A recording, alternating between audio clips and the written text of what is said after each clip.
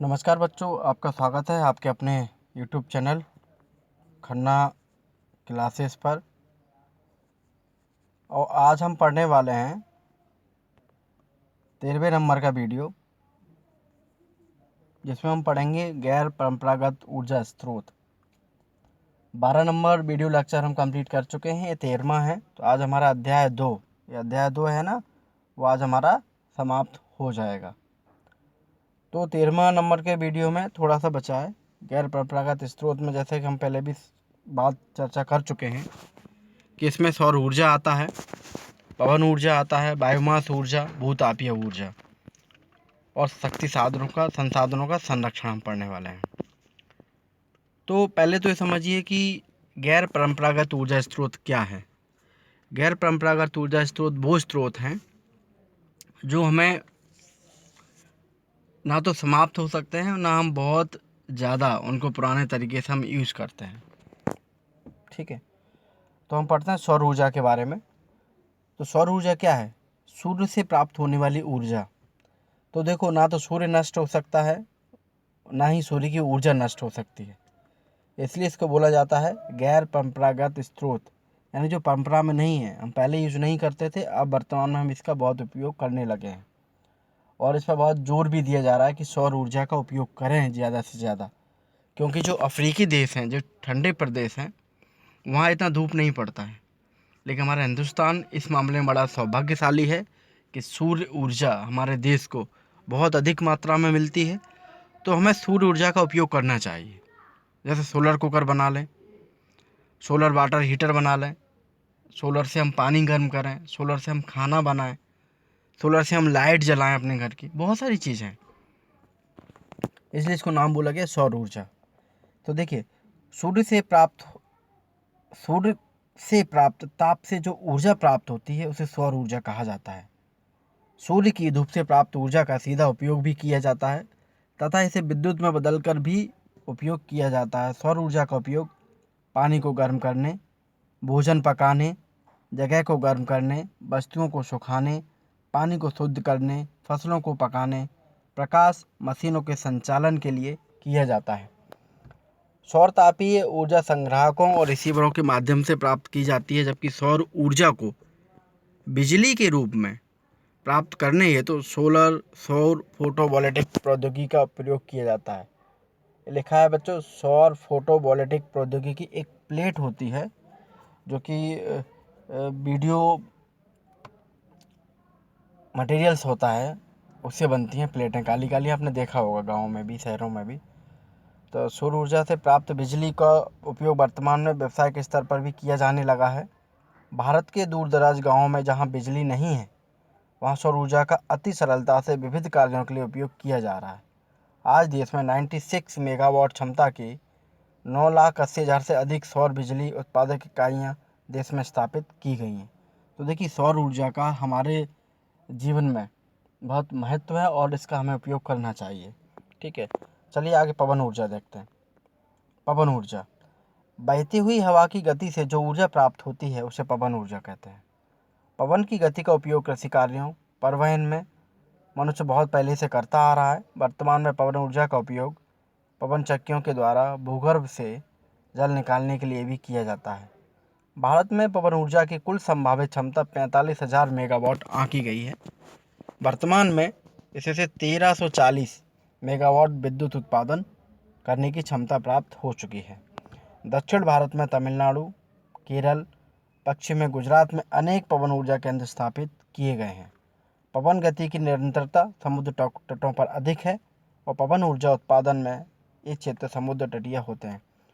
तो देखो बच्चा, पवन ऊर्जा में क्या होता है, जैसे हम जल विद्युत बना रहे थे तो एक रोटर था, उस पर हम क्या कर रहे थे, पानी की धार गिरा रहे थे, तो ये घूम रहा था जिससे हमें बिजली बन रही थी।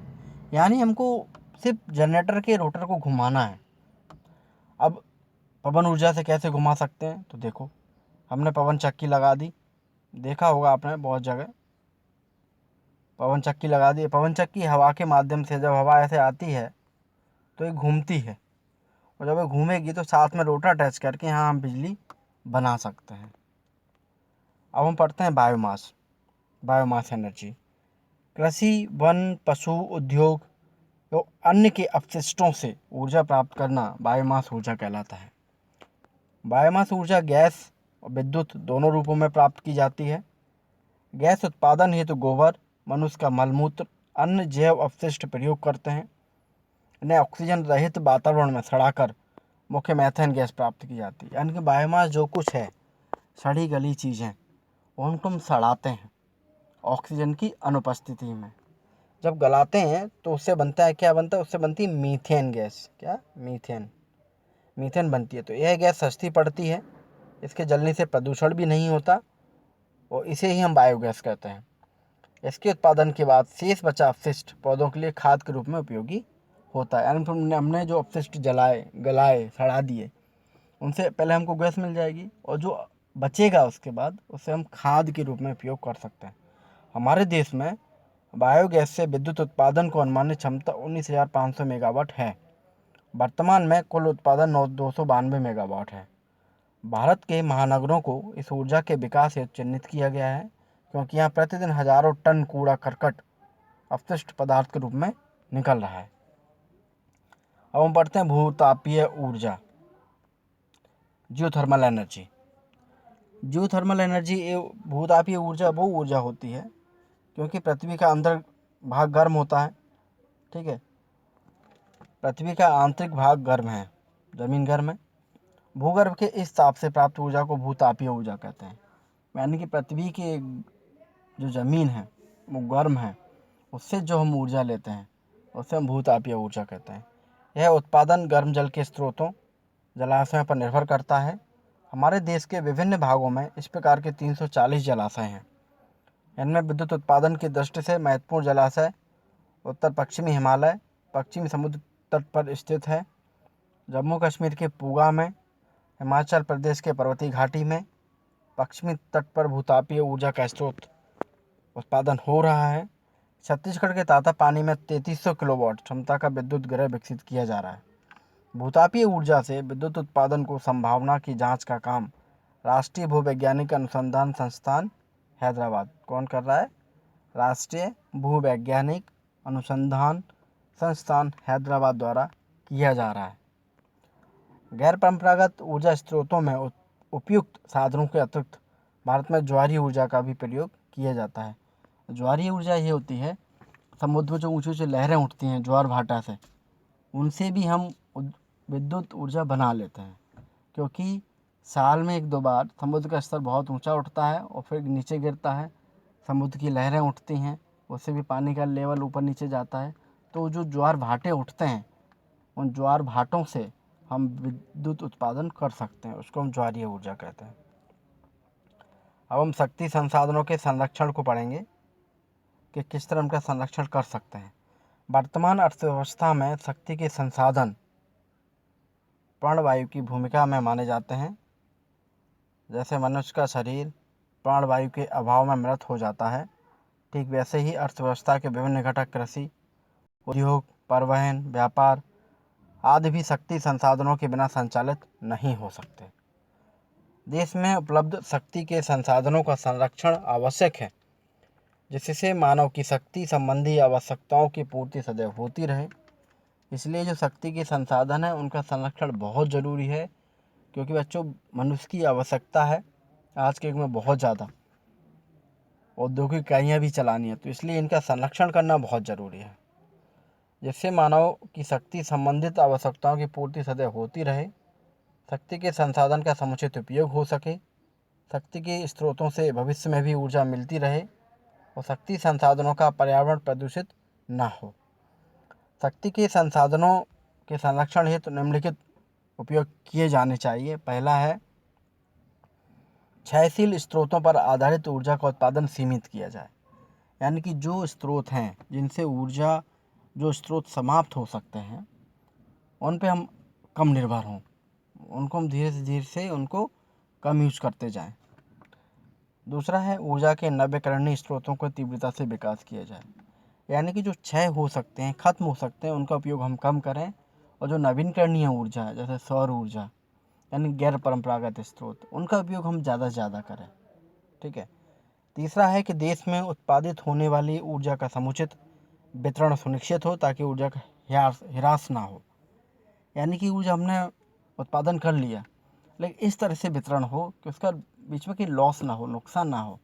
जितनी विद्युत हम पैदा कर रहे हैं विद्युत उत्पादन केंद्र पर, उतनी ही विद्युत हमारे उपभोक्ताओं को उपभोग करने के लिए मिल सके, ह्रास कम हो, कम से कम नुकसान हो।